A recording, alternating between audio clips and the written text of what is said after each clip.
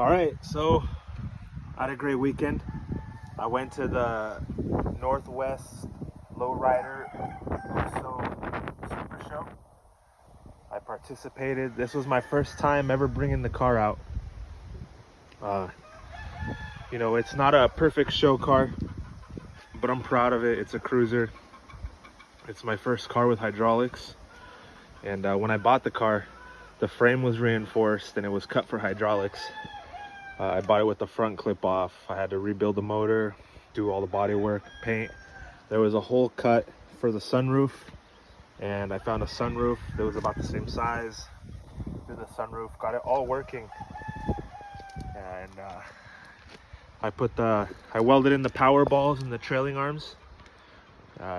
Did cut my upper front arms, put the cylinders in, made my rack for the hydraulics, and then Jonathan, our president at Outbreak Car Club, came over and showed me how to wire and plumb them correctly. I had a really good idea of how to do it, but I was afraid to make mistakes, and I'm glad I did call him because I probably would have used that white Teflon tape for the hoses, and he showed me the right stuff, the monster tape and the little bit of thread sealer you got to use to not get leaks.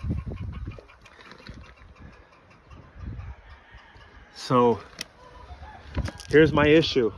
I never took the car out before, barely got it done enough to take it to the show in Portland, and I unloaded it off the trailer on the opposite side of the building.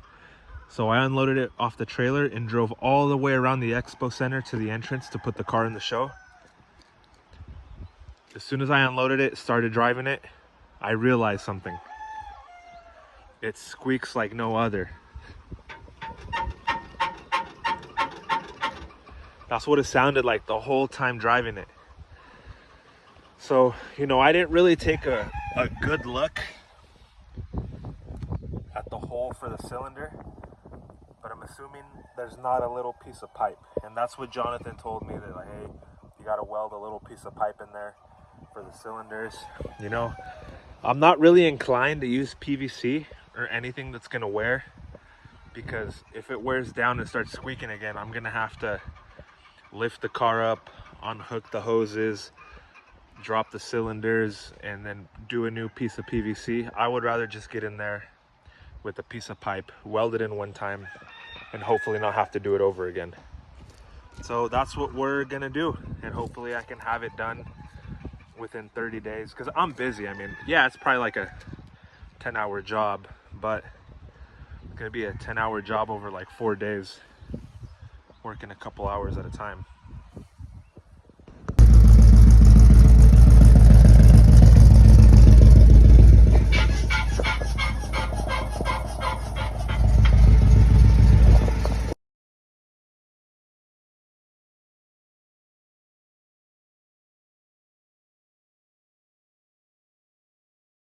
All right, so I have 2-inch holes in my frame for the cylinder. That's 1 5/8, and man, it was doing that squeaking sound. I can't have that. So what I'm gonna do is I'm gonna make the 2-inch hole bigger. I cut a piece of wood with a hole saw, and I'm gonna use this big hole.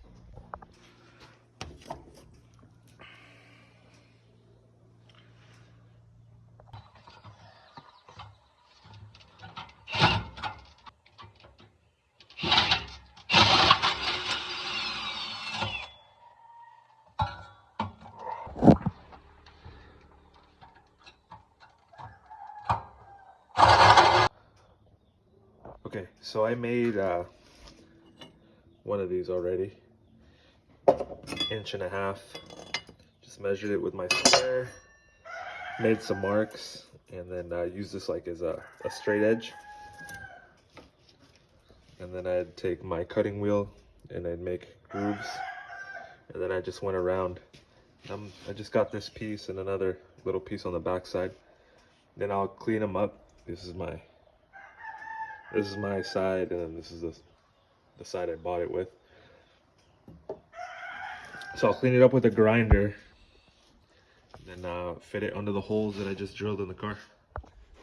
All right, driver's side. Here's the pipe that's supposed to go in there. Yeah, it'll fit good enough.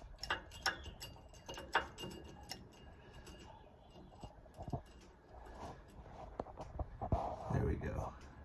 I think I'll clean them both up, both sides, and start tacking. I put the car on the ground, no longer on jack stands. It's 10:30, and I think I'm done. Well, actually, I need to bleed the pump for the back, but I'll do that in the morning. But here's a test.